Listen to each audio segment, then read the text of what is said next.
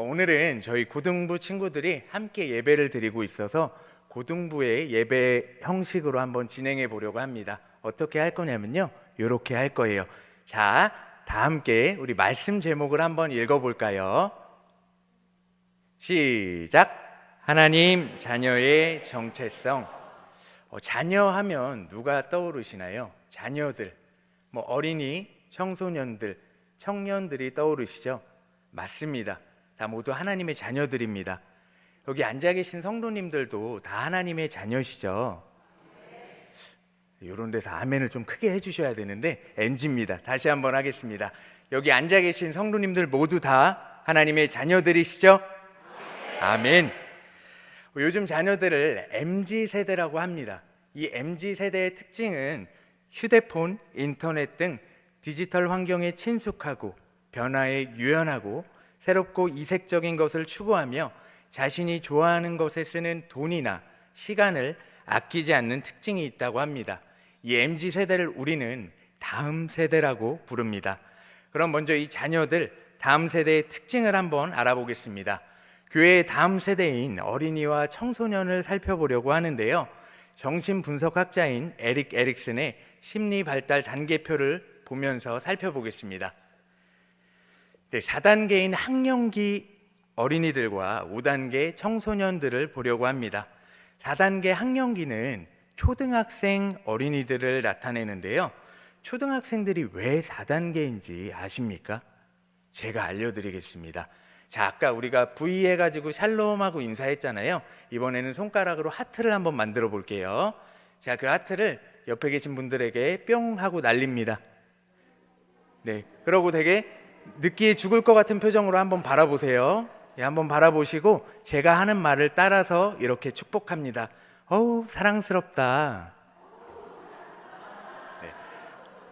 네, 너무너무 사랑스럽기 때문에 4단계인 것입니다. 우리 4단계 사진 한번 보겠습니다. 사진 한번 보여주시죠. 너무너무 사랑스럽죠? 접니다, 저. 예, 저예요. 예, 여러분, 저는 역변하지 않았습니다. 그대로 예쁘게 자라난 것 같죠? 아멘. 네, 농담입니다. 이 4단계의 초등학교 어린이들은 친구와의 관계를 통해 자기 정체성을 확립하고 스스로 주도적으로 할 수 있는 능력과 자신감, 근면성을 발전시킨다고 합니다. 그 근면성을 발전시키다 보면은 열등감이 생기기도 한다고 하네요.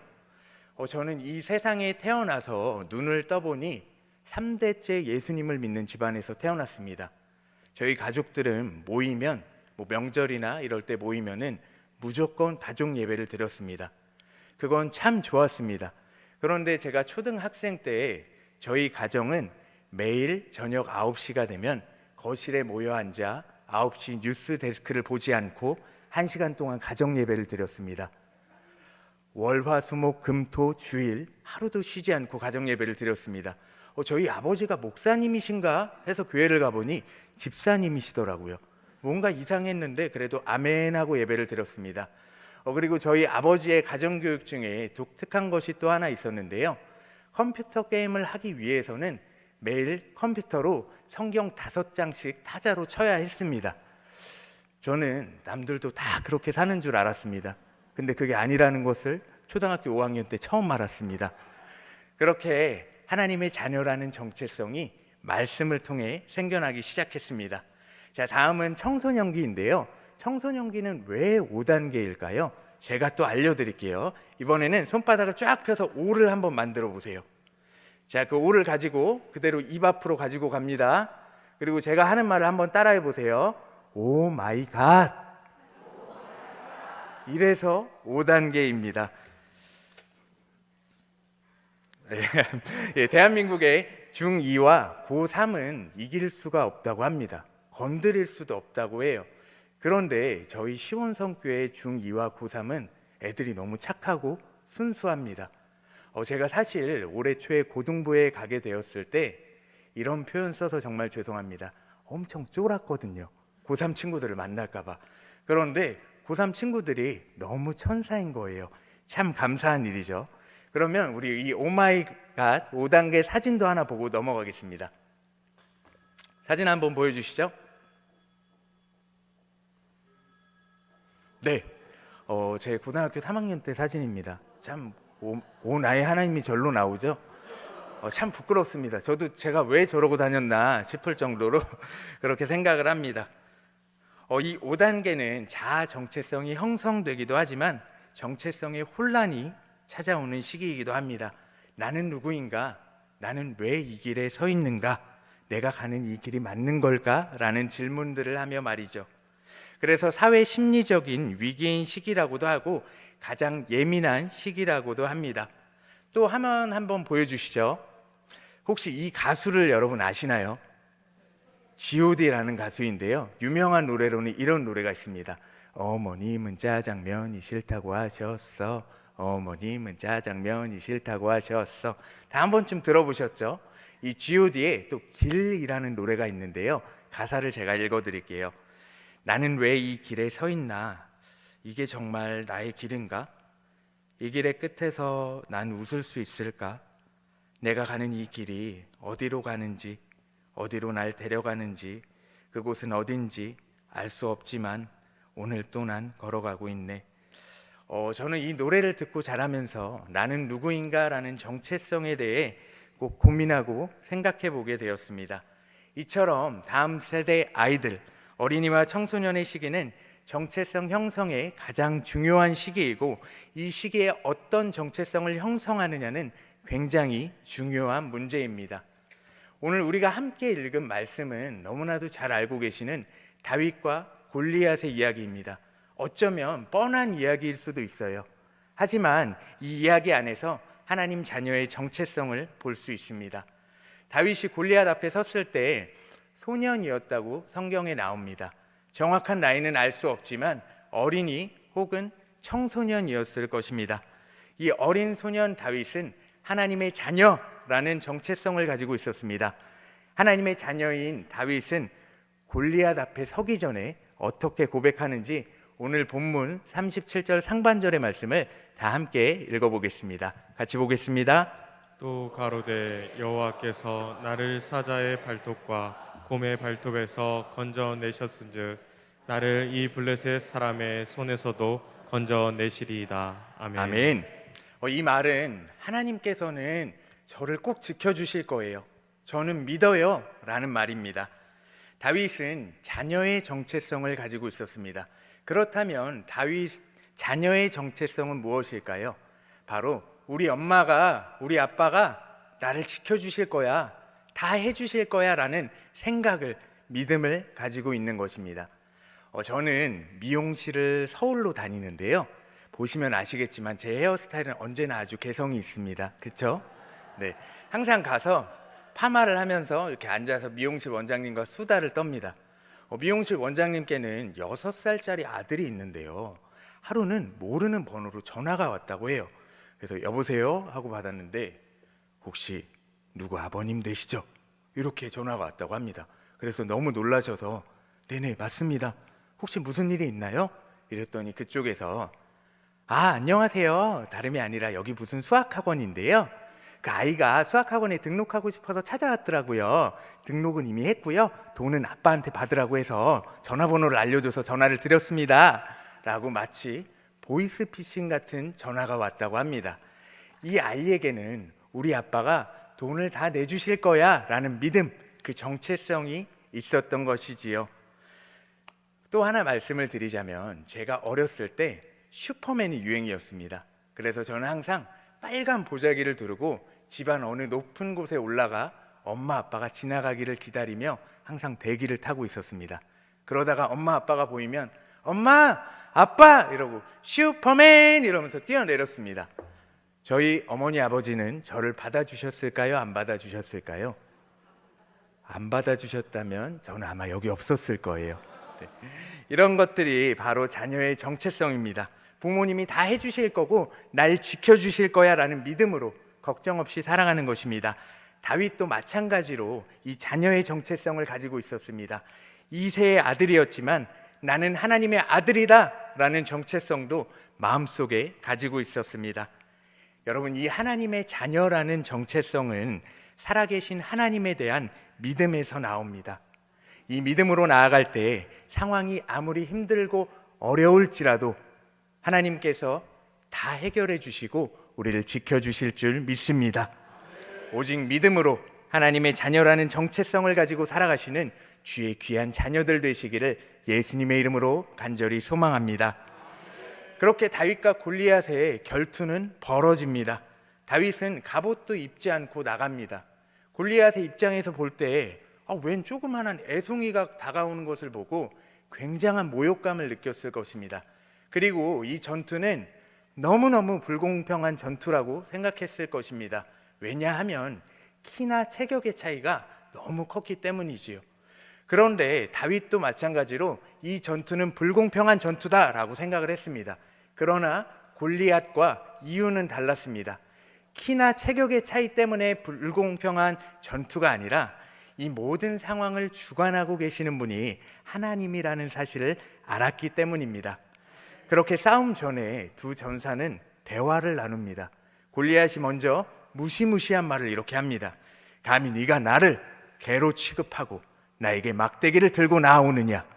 너의 몸을 공중의 새들과 들짐승들의 밥으로 주리라. 제가 만약 이 말을 들었다면 저는 정말 죄송하다고 싹싹 빌었을 거예요.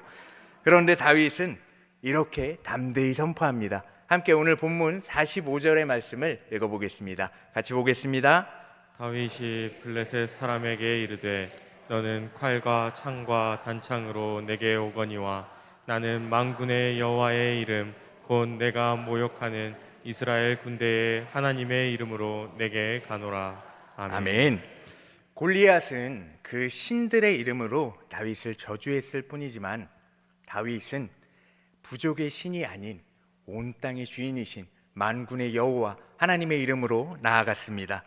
여기서 하나님을 바라본 다윗의 믿음을 볼 수 있습니다. 여러분 이솝우화 아시죠? 이솝우화에 토끼와 거북이 이야기가 나옵니다. 토끼와 거북이가 경주를 해서 누가 이기죠? 맞습니다. 거북이가 이깁니다. 거북이가 이긴 이유를 누가 이렇게 말했습니다.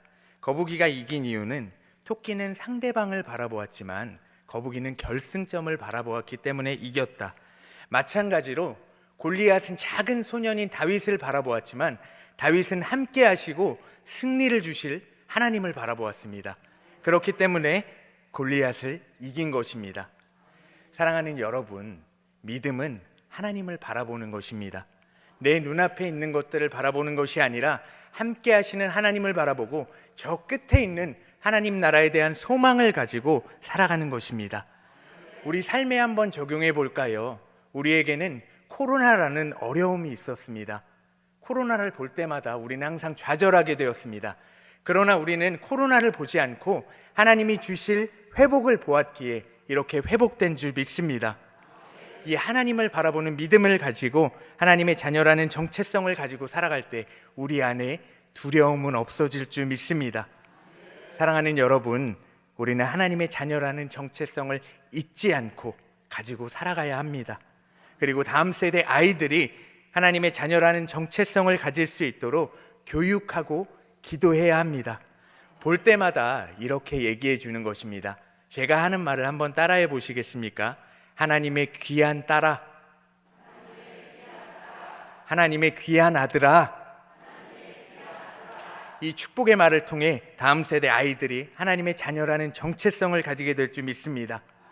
다음 세대 아이들이 이 정체성을 가지고 있어야 성인이 되어서도 믿음이 흔들리지 않고 하나님을 떠나지 않고 교회를 떠나지 않습니다.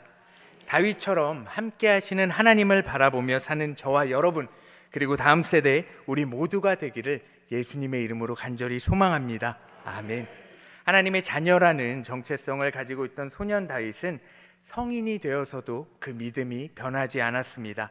어떤 믿음을 가지고 있었는지 우리 함께 시편 57편 7절에서 9절 말씀을 읽어보겠습니다. 함께 보겠습니다. 하나님이여 내 마음이 확정되었고 내 마음이 확정되었사오니 내가 노래하고 내가 찬송하리이다. 내 영광아 깰지어다. 비파야 수구마 깰지어다. 내가 새벽을 깨우리로다. 주여 내가 만민 중에서 주께 감사하오며 열방 중에서 주를 찬송하리이다. 아멘. 요 말씀을 읽으니까 뭐 떠오르는 찬양 하나 있으시죠? 아시는 분 다 같이 한번 해볼까요? 내 영혼이 정고 확정되어 사오니 믿음에 눈들어 주를 바라봅니다. 내 영혼이 확정되고 확정되어 사오니 믿음에 눈들어 주를 바라봅니다. 아멘. 이 시는 다윗이 쓴 시입니다. 시가 참 아름답지 않습니까? 저는 이 시를 처음 보았을 때 다윗이 날씨가 아주 좋은 날 궁궐 테라스에 앉아서 차를 한 잔 마시면서 쓴 시인가 보다라고 생각을 했습니다. 그런데 성경의 소제목을 보니까 이렇게 써 있더라고요. 다윗이 사울을 피하여 굴에 있던 때에 누가 나를 죽이려고 턱 밑까지 쫓아와 있는데 이런 고백을 드릴 수 있다는 것이 여러분은 상상이 되십니까? 하나님의 자녀라는 정체성을 가지고 있던 다윗은 성인이 되어서 어려움이 찾아왔을 때에도 끝까지 하나님을 바라봅니다. 하나님이여, 내 마음이 확정되었고 내 마음이 확정되었사오니 내가 주께 감사하며 주를 찬송하리이다. 이 고백이 우리의 고백이 되기를 간절히 소원합니다. 사랑하는 여러분, 다윗은 하나님의 자녀라는 정체성을 가지고 있었기 때문에 골리앗 앞에서도 또 죽음 앞에서도 두려워하지 않았습니다. 하나님의 자녀라는 정체성을 가지고 있는 사람에게 두려움이란 없습니다. 우리가 그리고 다음 세대 우리 아이들이 하나님의 자녀라는 정체성을 가지고 있을 때 세상을 두려워하는 사람이 아닌 세상을 두렵게 하는 사람이 될 줄 믿습니다. 우리는 하나님의 자녀들입니다. 그 정체성을 잃어버리지 말고 잘 간직하고 지키며 믿음으로 하나님을 바라보고 믿음으로 담대하게 나아가는 우리 그리고 시온성교회 다음 세대 모두가 되기를 예수 그리스도의 이름으로 간절히 소망합니다. 아멘. 함께 기도하겠습니다. 언제나 함께 하시는 아버지 하나님 감사합니다. 오늘도 말씀을 통해 우리가 하나님의 자녀라는 것을 깨닫게 하시니 감사합니다. 하나님, 우리가 이 정체성을 잃지 않고 살아가게 하여 주시옵소서. 믿음의 눈을 들어 하나님만 바라보고 사는 우리가 될 수 있도록 성령님 우리의 시선을 우리의 삶을 온전히 주장하여 주시옵소서. 함께하여 주실 것을 믿사오며 존귀하신 예수님의 이름 받들어 감사하며 기도하옵나이다. 아멘.